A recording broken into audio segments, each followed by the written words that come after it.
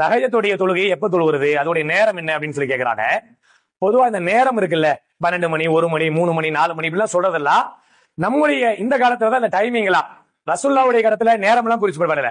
நேரம் என்பதுல அந்த வக்தை குறிக்கிறது தான் நேரம் என்று எடுத்துக்குவாங்க. தஹஜ்ஜுடைய நேரம் எப்ப அப்படின்னா இரவினுடைய 3வது பகுதின்னு சொல்லப்படுது.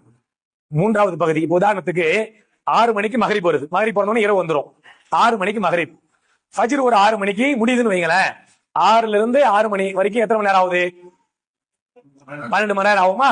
12 மணி நேரத்தை அப்படியே 3ஆ டிவைட் பண்ணுங்க. 4 மணி நேரம் 4 மணி நேரம் 4 மணி நேரம். இந்த 4 3 12.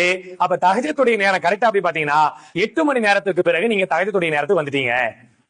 7 8 9 10 11 12 1 2 2 மணிக்கு மேலேயே தஹஜ்ஜுடைய நேரம் தான். எது வரைக்கும் நேரம் இருக்கு? ஃபஜ்ர் வக்து வர வரைக்கும் உங்களுக்கு நேரம் இருக்கு. உதாரணத்துக்கு ஒரு 5 மணியா இருக்கலாம், அது 4:30 இருக்கலாம்.